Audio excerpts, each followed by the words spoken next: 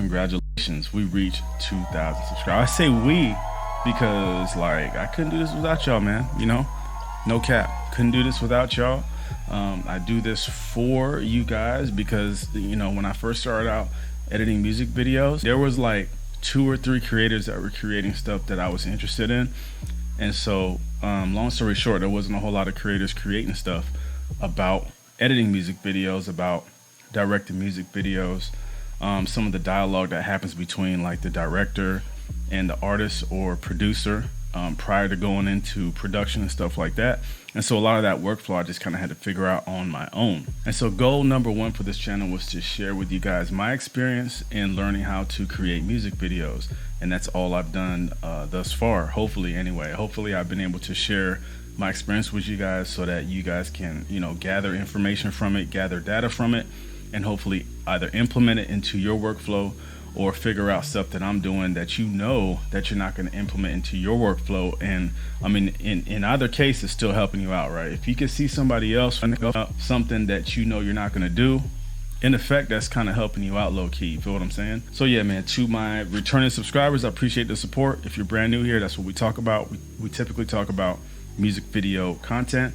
By the way, join this channel's membership program because I'm going to be deep diving into, like, you know, behind the scenes stuff, some of the transitions that I kind of hold secret to myself and I kind of hold near and dear. What I'm going to be doing on the membership side of my YouTube channel is sharing with you guys some of the information and tactics and techniques that I use that I kind of hold as a secret to myself. I really don't like holding secrets anyway, because that's not what this platform is about. But in either case, you'll be able to deep dive into some of the techniques that I'm using for some of my latest projects. So y'all just stay tuned in for that. But for this video, I like very simple, very classy transitions. If it doesn't require transition, I typically don't even use one. I just typically just use a hard cut. But a lot of the times, some of the transitions that I do that would be seen by someone who's maybe not experienced in video editing or just isn't looking, a lot of my stuff that looks like hard cuts, they actually have a small effect to them. So that's some of the stuff I'm going to be sharing with you guys today. All right, so check this out. This video right here is not released yet. So, you know what I'm saying, I'm not going to be able to, like, you know, go through the entire timeline and show you guys what's going on. This is footage that is going to be released on the trailer anyway. So I just figure I'm going to share 2 of the transitions that I'm talking about. One of the transitions is not even a transition, man. It's actually just I'm almost embarrassed to even tell y'all that I'm doing this, but this is literally just an adjustment layer that I colored white. So this one right here, first of all, let's go back to the beat. I'm gonna let y'all hear a little bit of the song, just a little bit right here.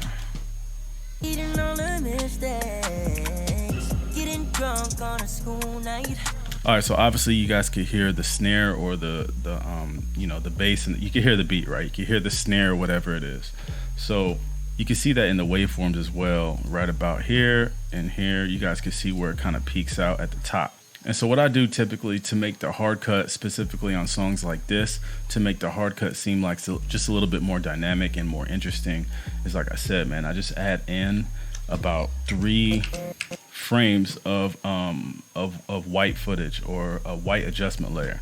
Now the key to this is not to just add the adjustment layer, but is to taper it off right here on the end. Whatever software you're using will allow you to kind of fade it off, so it kind of starts out heavy or full and then it just fades off into nothing. You feel what I'm saying? So real quick, this is what it looks like with and without that.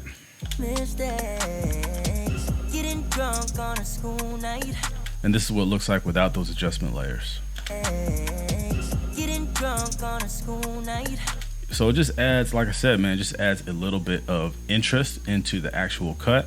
And like I said, to the untrained eye, this looks like just a straight up hard cut, but it's actually not, man. I got a whole adjustment layer on top of it that completely whites out the entire screen, but it's just happening so quickly that the eye really doesn't catch it.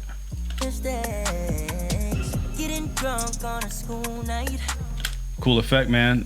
Let me know what y'all think about this in the comments below. Let me know what you guys think. The second effect I'm gonna talk about is it's like a smearing transition. A lot of the stuff that I use within Davinci Resolve is just organic to Davinci Resolve. I don't use anything specifically like I'm making stuff or I'm going on story blocks and using overlays.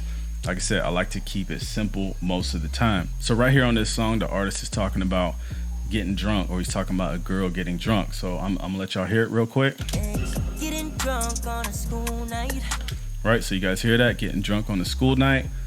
It'll be a cool time to add in something right there, right? Because it looks a little plain. Like if I'm looking at it, it just looks a little plain. Something's telling me that I need to do something. And that's just a quick tidbit advice, man. If you're just starting out editing music videos, if something's calling out to you basically to like, hey, this scene looks too plain and it needs something, it's probably because it needs something. Now, like the happy balance of that is kind of where you need to draw the line and figure that out.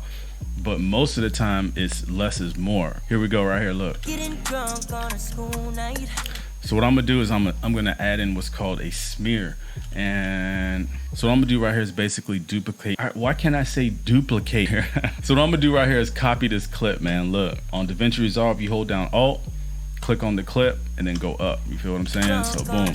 Now I got two exact clips. They're on top of each other. We didn't do issue right. It looks exactly the same. Now I'm gonna go into the color tab. I'm gonna look at those clips. I see that there's two clips right here. They're exactly the same. Always click on the second one. The second one's gonna be the uppermost one. Within that clip, since we got that white adjustment layer over the beginning part, obviously we're gonna have to go a little bit forward, go past that clap. Let's look for a good frame, probably like right here. A lot of y'all looking at me right now like, this is not cool. You're using stuff that's in Davinci Resolve. Like you need to be making your own transitions. Stop, don't listen to that, bro. Don't listen to that, because what I'm about to show you is how to like finesse some of the stuff that's already given to you in Davinci Resolve and make it look like you're not using it in Davinci Resolve. Half the people that watch my music videos, they think that I'm making like custom transitions, custom, like the whole thing is custom. Most of the stuff I'm just finessing, bro. I'm telling you, you gotta save yourself time. You'll be there all day trying to make a custom transition when you could use something that's already given to you and finesse it and make it look just as good. You feel what I'm saying? So look, check this out. So we're gonna go over into something called motion trails. You can just type in motion and it should pop right up, man. Motion trails. I'm gonna go ahead and drag that onto the footage. Obviously this is crazy. You never wanna use transitions or anything within Davinci Resolve or any video editing software as it is. There are some where I just boom, place it on top. It looks good the way it is, but in this situation, it's not looking good. You feel what I'm saying? So look, we're gonna take this global blend and we're gonna ramp it down quite a bit and turn it up until I feel like it's not overpowering the shot. This is how one of the frames is gonna look. Now we're gonna go back into the edit tab and finesse it by just shortening that clip from the beginning, because he's talking about getting drunk. I want the scene to look like, you know, to kind of emulate like he's not drunk or kind of sober and then getting drunk. So the way to do that is, like I said, we could cut the clip kind of down by thirds and then just taper it off, just like we did on the adjustment layer. Let's take a look at it. Drunk on a school night. Boom. See what I'm saying, bro? This is stuff that's like in Davinci Resolve that you could finesse. All I did was 2 steps to finesse it and it looks completely different. You guys see how it looked when I just drug it on. It looked like trash. You know what I'm saying? And it just has that effect, man. This is it. This is it. Like right now I'm editing this live and I didn't like, I'm probably gonna use this in the final cut thing. Oh my God, what is going on? And so let's take a look at that whole little segment we just did. Getting drunk on a school night. Someone get her in the mood right now. Boom. Looks good to me. Now keep in mind this footage is not graded, it's not color corrected, this is just straight out of the camera. All I did was convert it over into 709 so it looks kind of, so I can see the contrast and color somewhat accurately. So check this out. Repeating all the mistakes. Getting drunk on a school night. I'm gonna give y'all one more, man. I know how to do custom transitions and I've got transitions packs and all that stuff, but this is not that video, man. I'm not trying to funnel you into buying one of my transitions. So the transition I'm talking about is the slide left, right, up, and down. If you guys go into the video transitions panel in Davinci Resolve, if you just scroll down, you can see all of the slide down, ups, rights, left, and rights. Did I say that right? Left, right, up, and down. All right, so where it makes sense for me to use this in this video is right here in the video where the artist is kind of like doing a motion with his hands right here, where he's kind of like doing a sliding motion to the right. And so we just added in a quick slide left. The most important thing to think about when using these Davinci Resolve transitions is to use them very sparingly, and to, well, for one, to use them sparingly. Two, make sure you do any adjustments to those transitions if they need adjusting, and most of them do, in order to just bring it to life just a little bit more. And then lastly, make them very short, very choppy. You're definitely not going to want them like super drawn out or like overly done. You just want them really quick and to the next scene. So all we did was make it 5 clips on the previous clip, and then on the subsequent clip we added another 5 clips, so that's a total of 10 clips. And so we can see that right here, that is 10 frames total. And so I talked about how I manipulated that initial effect with the ghosting or the smearing right here, how we just kind of tapered it back a little bit, and that kind of added just a little bit of class, took the amateurness off of it, so to speak. And so for this one, all we need to do is click on the transition itself and right click it, go over into Open Fusion page, and all I did here was just add a directional blur node. Without this directional blur, it just looks a little edgy, a little choppy, a little bit too contrasty, and if anything's sliding left, right, up, or down, you kind of want it to be, you want it to have like a little bit of motion blur. And so make sure you click on this slide left transition, go ahead and hit Control Spacebar, type in directional blur. As soon as you type that, hit enter, it'll automatically add in right in front of that media out node. Go into the directional blur. All we're going to do is create a keyframe by hitting this little diamond over here on the length, and then go to about the middle of the transition, which is about keyframe 5. And what I did is I simply just drug this up until it took that choppiness or that edginess away from the frame, just like that. And then we go to the final clip, and then we just simply zero it out just like that. And so what that effect looks like, if we go frame by frame, we can see that it actually blurs out and then tapers back off into the next clip. And so look, like I said, man, these are very simple transitions that anybody can do. They're built right into Davinci Resolve. I think they are timeless transitions. They are timeless ways to just bring more out of the footage that you got, out of the dope footage that you guys have already. If you guys ever watch music videos and you're just like, man, my stuff just doesn't look as poppy, or it doesn't look polished, or it doesn't have that music video look to it, these are some of the techniques that I'm using to just bring out just a little bit of dynamics and poppiness, I guess, if you want to say poppiness.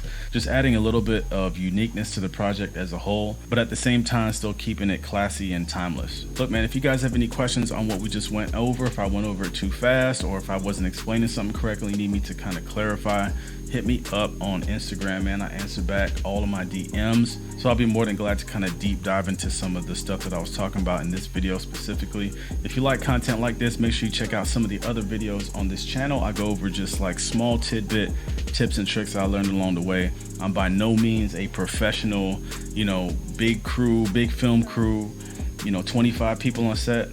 I'm just, mostly it's just me or another guy that's, handling my lighting or helping me out on set with the B cam. So I'm just a really small creator that's just willing to share some of the information I'm learning along the way. Other than that, y'all, thank you for the continued support, and I'll catch y'all in one of my next videos. Peace.